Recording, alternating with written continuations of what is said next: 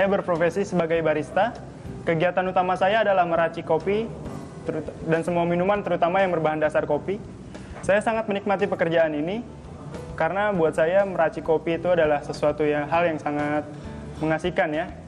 Semuanya kompleks dari kopi. Sebenarnya saya memiliki impian untuk membuka coffee house sendiri.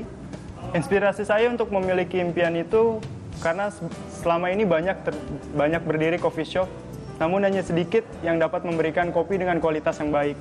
Harapan saya ke depannya, saya ingin segera mewujudkan impian saya untuk membuka coffee house sendiri di mana saya bisa langsung mengelola.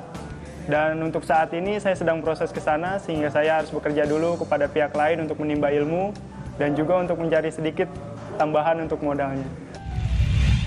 Saya model, saya membintangi beberapa jenis iklan dan sinetron, juga layar lebar. Cara soal passion, ngomongin soal passion, saya punya keinginan passion saya dulu, saya ingin bikin grup band yang bergenrekan rock, dimana itu bertemakan kemanusiaan dan sosial, jadi nggak ada unsur cinta di dalamnya. Terus sangat bertentangan banget dengan profesi saya saat ini yang sebagai model. Kayaknya nggak mungkin saya wujudkan, tapi saya ingin banget bikin grup band yang real rock. Jadi nggak ada tema cinta, nggak ada tema yang cengeng kayak gitu. Saya bikin yang temakan kemanusiaan atau sosial. Mungkin ada kesempatan lain.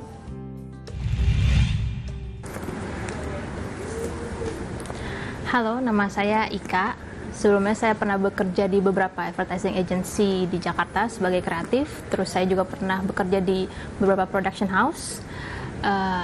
Terus baru-baru ini saya resign dan saya memilih jadi produser freelance untuk sementara, produser film TV atau TVC. Biasanya yang saya lakukan adalah saya mengerjakan pre-pro untuk suatu iklan, dari pre-pro lalu syuting lalu editing. Sampai jadi sebuah film iklan. Tapi sebenarnya passion terdalam saya adalah ingin menjadi filmmaker, ingin jadi director, dan saya berharap suatu hari nanti saya bisa berkesempatan untuk ngedirect film-film saya, dan film-film saya bisa menjadi inspirasi buat orang-orang di luar sana. Masing-masing dari kita punya yang namanya cerita hidup. Cerita hidup itu bisa dimulai dari keasikan kita untuk melakukan sesuatu, atau kemudian ada larangan dari orang-orang terdekat yang kita cintai yang mengatakan bahwa itu tidak akan membuahkan hasil. Pernah dengar nggak cerita seperti itu? Berapa banyak cerita hidup selalu diwarnai atas keharusan mencapai apa yang disebut sebagai kesuksesan. Kesuksesan bukan kata kita sayangnya, tapi kesuksesan kata orang lain. Kesuksesan kata orang lain terkait dengan sudah sampai mana posisi di karir, sudah punya uang berapa di bank, rumah sudah di mana. Tapi apa yang dirasakan di hati sangat jarang dipertanyakan. Kesuksesan bagi saya banyak ceritanya. Tapi kalau boleh jujur, setiap kerja keras pasti mendapatkan apa yang disebut sukses kata orang. Namun pada titik tertentu kita tidak mungkin tidak harus mempedulikan apa yang disebut sebagai panggilan jiwa, apa yang disebut sebagai api kecil. Siapa sih yang nggak ingin bangun pagi merasa terinspirasi setiap saat untuk melakukan sesuatu yang memang benar-benar kita nikmati? Siapa coba yang tidak mau meluangkan sebagian besar dari waktu mereka untuk melakukan hal-hal yang memang dia banget? Kalau saya suka masak, saya ingin sekali melakukan hal itu setiap hari kalau perlu. Itu yang disebut sebagai kebahagiaan. Kalau kita sudah mencapai itu, maka sukses seutuhnya bisa diperoleh, yaitu sukses yang artinya kebahagiaan. Karena sukses tidak jauh-jauh dari kata itu.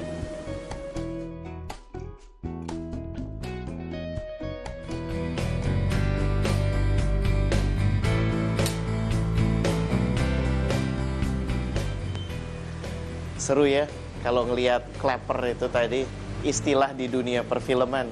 Kalau Anda tahu, perfilman di Amerika memberikan kontribusi pada ekonomi mereka kedua terbesar setelah aeronautika.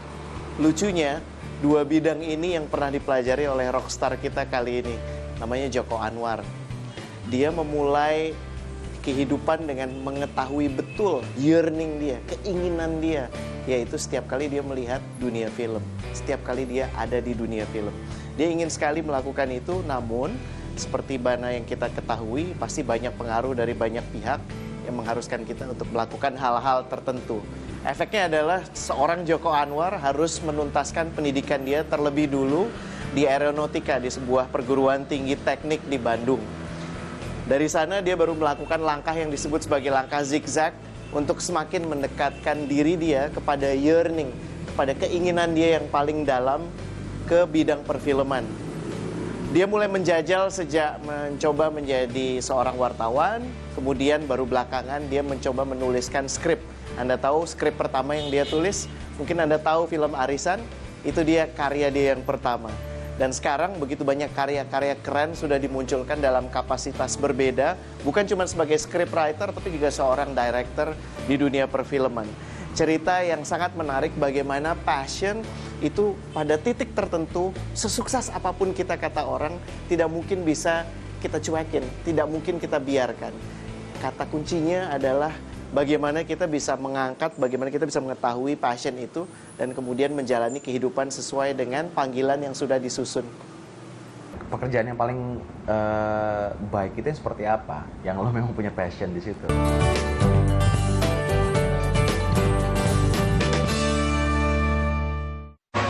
Hito ga arukeba michi ni naru,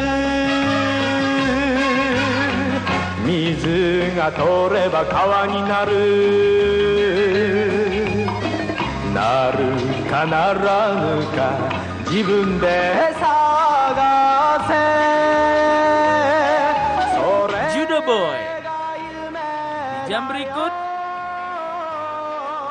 hanya di KTV.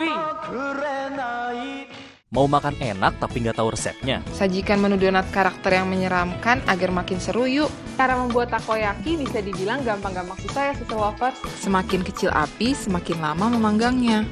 Makin tebal kulit yang didapat. Atau butuh tips and trik seputar dapur? Ikuti tips cara menyimpan sayuran hijau supaya tahan lama dan tetap segar. Tenang, kita kasih referensinya di Sajian Sedap.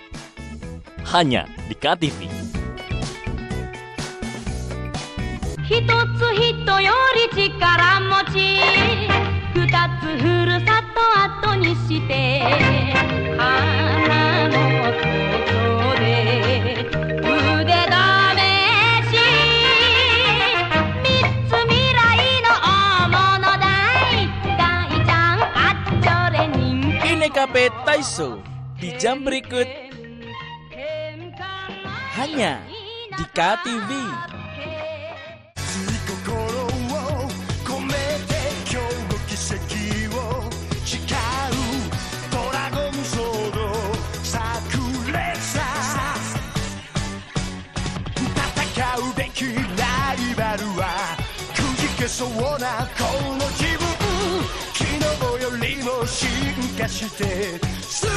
Daikander di jam berikut hanya di KTV.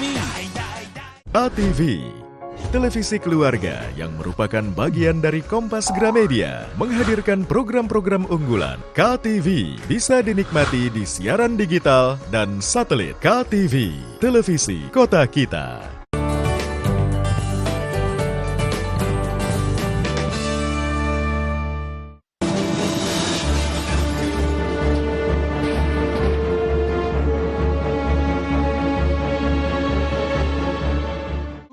Hello, please help me. I don't know what happened. Calm down, sir. Could you tell me your name? Jika seseorang yang paling kamu takuti melarang kamu untuk membuka sebuah pintu.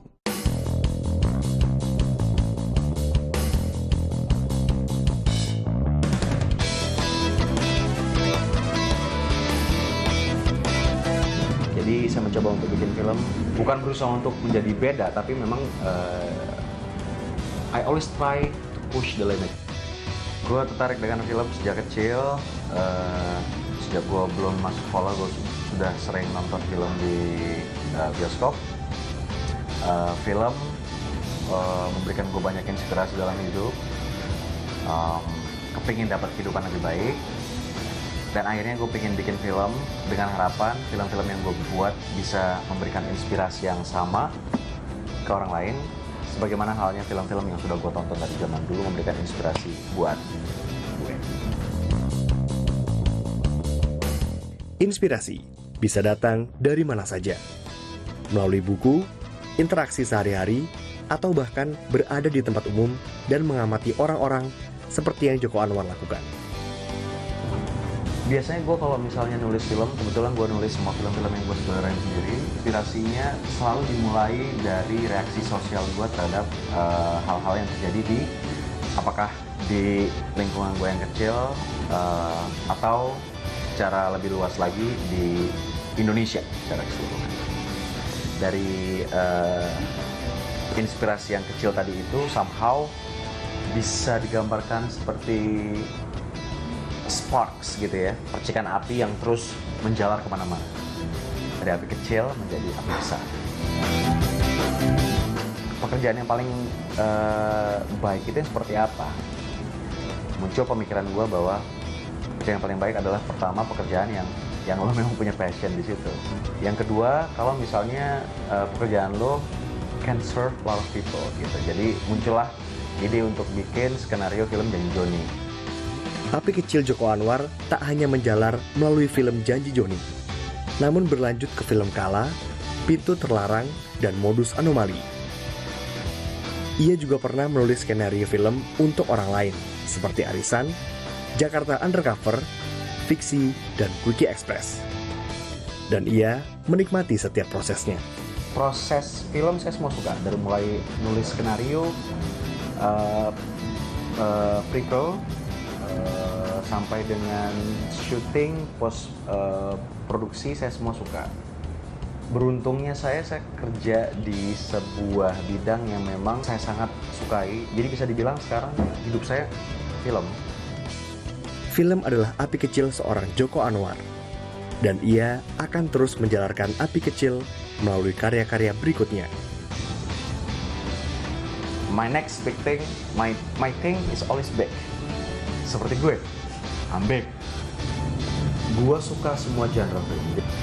Gue kalau bikin film tidak mau membuat film yang sama 2 kali. Jadi selalu berbeda. Dan gue rasa salah satu cara supaya lo tetap bisa bertahan di bidang lo adalah kalau misalnya you always try to avoid the cliche. Jadi hindari hal-hal yang klise, karena misalnya lu membuat sesuatu yang bisa dikopi oleh banyak orang atau lu membuat sesuatu yang sudah dikerjakan oleh banyak orang, diri lo akan dengan gampang tergantikan. Ini sebenarnya bukan masalah film doang. Artinya filosofi hidup seorang filmmaker pasti akan tercermin di film-film yang dibuat. Kalau misalnya you want to live an extraordinary life, hidup yang nggak biasa-biasa aja, pasti akan tercermin di film-film. Dan kalau misalnya kita hidup dengan cara yang biasa, ordinary gitu kayaknya. Mengutip sebuah film yang sangat gua cinta, Dead Poets Society, seize the day, make your life extraordinary. Abang, ceritain gimana sih pertama kali bisa masuk ke dunia film? Langsung jadi kru atau langsung ngedirect? Dulu gue sebenarnya pengen banget bikin film tuh dari kecil. Dari mulai umur 5 tahun gue tuh udah nonton film ke bioskop kan, udah jalan sendirian ke sendiri sebuah bioskop, namanya bioskop remaja. Karena gue dulu nggak punya duit, jadi gue sering ngintip dari lubang angin, dulu kan belum ada AC. Jadi ngintip dari lubang angin, nonton terus kayaknya film keren banget gitu ya. Gue dulu tinggal di sebuah tempat yang nggak kondusif lah buat anak untuk tumbuh dan berkembang. Akhirnya nonton film, gue lihat oh ternyata ada dunia lain selain tempat tinggal gue, dan gue kepingin melihat tempat-tempat yang gue lihat di film. Jadi intinya film itu membuat gue membuka mata gue lah, menginspirasi. Dan ketika gue mulai dewasa, gue kepingin bikin film. Dari mulai SMP gue udah bikin teater di sekolah apa segala macem. Ngedirect, nulis Terus lulus dari SMA gue kepingin masuk masuk sekolah film. Terus akhirnya gue karena duitnya nggak cukup pada waktu itu untuk masuk sekolah film, akhirnya gue masuk ITB. Dan ITB itu katanya ada sebuah klub film mahasiswa di mana lo bisa belajar cara bikin film pakai kamera segala macam. Tapi gue nggak keterima di situ ternyata. Akhirnya udah gue kuliah aja. Jurusannya apa, Bang? Gue dulu kuliahnya Aeronautical and Aerospace Engineering. Pokoknya teknik pesawat terbang lah, bikin pesawat. Ya udah, gue lulus dari ITB, gue ngelamar ke semua PH-PH, nggak ada yang terima kan, karena latar belakang gue teknik penerbangan, bukan teknik film atau nggak ada latar belakang seninya sama sekali. Akhirnya gue mikir gimana caranya supaya gue bisa masuk film ya. Oh, gue tahu kalau misalnya mau masuk film kayaknya lo harus kenalan sama orang-orang film. Tapi zaman dulu kan belum ada Twitter ya, belum bisa nyamber. Gimana caranya? Akhirnya gue jadi wartawan dengan harapan gue bisa ketemu sama orang-orang film, terus somehow bikin jalan lah network segala macam untuk bisa masuk ke film. Ternyata nggak juga, karena ketika gue jadi wartawan gue disuruh ngendonnya di Mabes Polri dan Polda Metro Jaya. Jadi kebanyakan kriminal.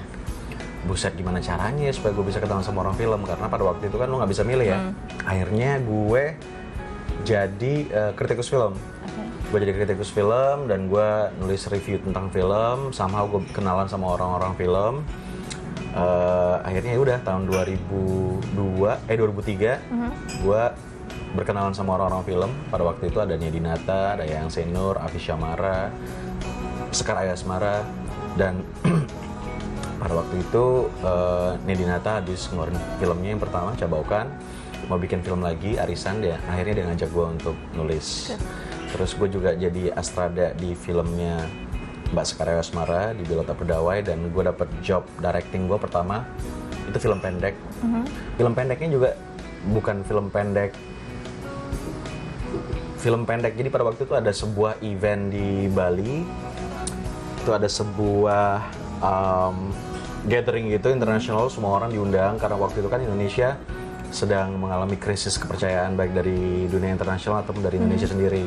Terus film pendek itu dibuat untuk acara itu, nama acara United in Diversity. Ada film pendek itu untuk nunjukin bahwa Indonesia is not as bad as we think. Oke.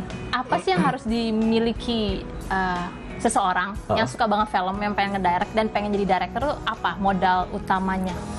Apakah harus dia ke sekolah film kah? Apakah harus dia bisa bikin skrip kah? Sebenarnya gini, modal utama untuk pertama film itu kan ada dua tuh. Yang pertama teknis, yang kedua estetika. Jadi kalau kita mau bikin film kan kita mau memproyeksikan estetika kita ke layar gitu ya, ditangkap dengan kamera. Nah untuk itu ada teknisnya, berarti kita harus belajar dulu teknisnya. Estetika itu yang kita punya dari lahir sampai sekarang, artinya ketika kita lahir kita mengalami banyak hal, masa kecil, masa remaja, masa dewasa, dan setiap keputusan yang kita ambil itu membentuk kita sekarang. Jadi apa yang kita dengar, musik segala macam, apa yang kita tonton, film itu membentuk estetika kita. Jadi kalau estetika ya udah inilah kita, tapi untuk memproyeksikan ini ke layar itu butuh teknis. Jadi harus belajar teknisnya. Teknis dasarnya sebenarnya kalau punya duit sekolah film bagus, kalau nggak punya duit ya bisa belajar sendiri, bisa belajar lewat buku, lewat internet. Gua sendiri dulu belajar film secara teknis ya, itu kebanyakan di internet. Dulu ada sebuah, sampai sekarang juga kayaknya masih ada, online guidebook untuk filmmaking yang sederhana. Dia bilang guidebook on guerrilla filmmaking. Jadi kalau misalnya kita nggak, itu pokoknya dasar banget. Dan gue belajar dari situ, belajar dari situ sih. Cool. Baru bikin film pendek kan, Suncatcher. Suncatcher katanya habis premier di Hong Kong, benarkah? Suncatcher, ya gue gini, jadi gue sering, kalau gue bikin film panjang itu kan 2 tahun sekali, 3 tahun sekali, terus di antara in between film, bikin film kan kita harus belajar lagi sebagai seorang filmmaker. Artinya gini, banyak orang yang udah bikin film lama terus merasa sudah tahu semuanya tentang filmmaking, terus tapi jadi nggak mau belajar lagi gitu. Ke festival film internasional juga itu buat gue pembelajaran karena lo nonton film-film bagus-bagus dari filmmaker yang mungkin susah lo dapatkan karyanya di Indonesia. Terus lo bisa ngobrol sama mereka, terus diskusi gimana sih bikin film mereka, craftnya gimana, bisa pokoknya diskusi brainstorming gitulah. Di film festival menarik. Kenapa di luar lebih rame, di sini enggak? Apakah karena industri kita belum marak ya, industri film? Maksudnya rame film festival? Iya, di luar tuh lebih banyak. Jadi gini, kenapa film festival di luar negeri itu bisa sangat berkembang banget, gede banget, di Indonesia enggak? Yang pertama, budaya nonton orang Indonesia masih sangat kurang. Itu bisa kita lihat dengan sedikitnya jumlah orang yang masuk ke bioskop untuk nonton film kan. Yang paling krusial lagi, festival film di luar negeri itu selalu didukung oleh pemerintah. Apakah pemerintah pemerintah kotanya atau pemerintah daerah, pusatnya gitu ya, negaranya gitu. Jadi dua hal itu, karena memang budaya kita memang kurang, budaya untuk movie going ke bioskopnya kurang dan pemerintahnya kurang mendukung. Budaya menonton berarti atau tidak mendukung. Tidak mendukung. Tidak mendukung. Bahwa passion itu bisa saja kita ignore, tapi pada saat tertentu juga dia panggilan itu akan terus memanggil dari dalam dan meminta kita untuk melakukan sesuatu.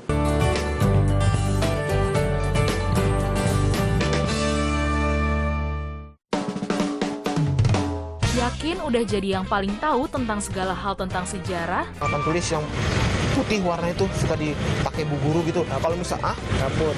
Saya nggak ngapain mau dikebuk sama bapak. Bubuk. Pastikan kamu yang jadi paling update dan bisa jawab semua pertanyaan yang diberikan dalam Tertangkap Kamera. Hanya di KTV.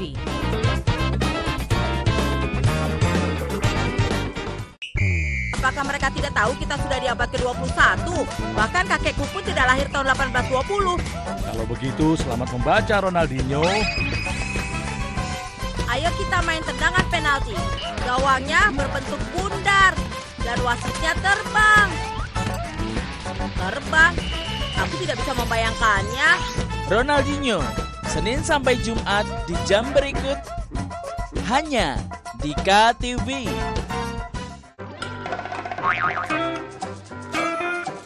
Yang namanya hidup nggak perlu terlalu dibawa serius.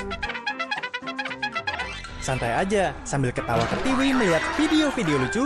Waduh ente, minumnya gimana sih? Kok keluarnya dari bawah?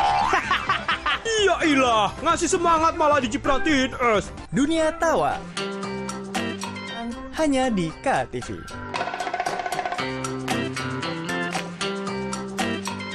Halo teman-teman.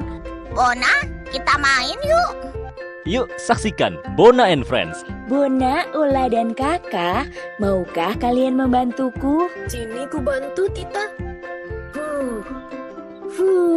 Bona mengulurkan belalainya meraih kunci di ranting pohon yang tinggi. Bona and Friends, kartun yang lucu dan seru. Tayang di jam berikut ini ya, pastinya hanya di KTV. Saya, Budiman Tanurjo, menyambut Anda dalam sebuah forum berkualitas. Mencermati Indonesia dengan bijak dari kacamata kebangsaan, kita dapat menemukan banyak pemikiran konstruktif, kritis, dan taktis yang mampu menyelesaikan problem negeri ini. Satu meja The Forum live di Kompas TV. Saya sebagai relawan tidak boleh mengeluh capek. Saya ambil berhanya aja. Masih saya dikasih umur panjang, saya masih tetap jadi tagana. Gali esensi fenomena. Marwah paling mendasar itu integritas sebetulnya. Karena kalau aturannya semua sudah diatur. Ya ini akan jadi bom waktu kalau isu stunting tidak diatasi dan tidak dicegah. Temukan jawaban atas teka-teki peristiwa. Berkas Kompas. Setiap Selasa pukul 11 malam di Kompas TV.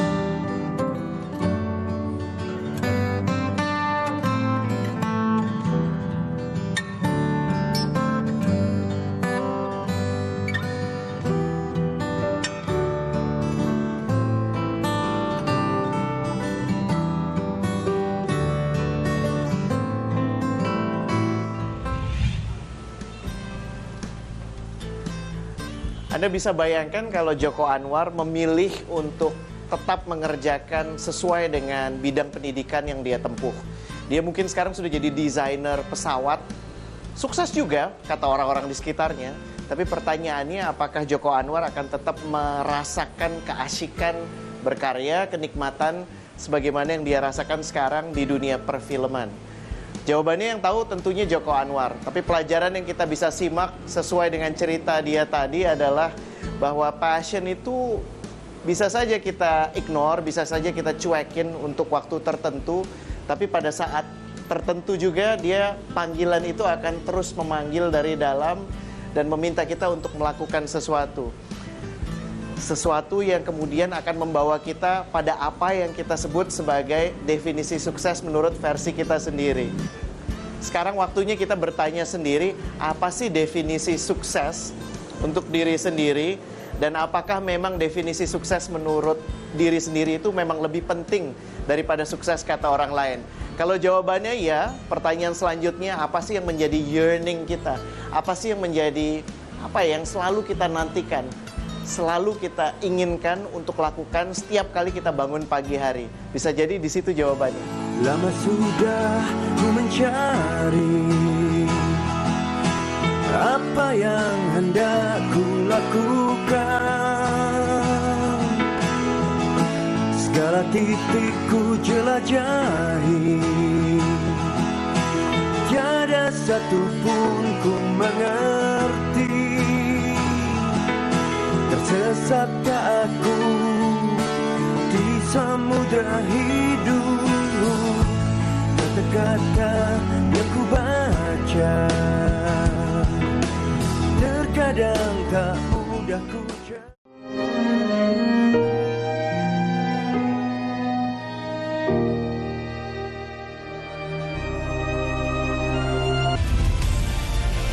Kompas TV, independen, terpercaya.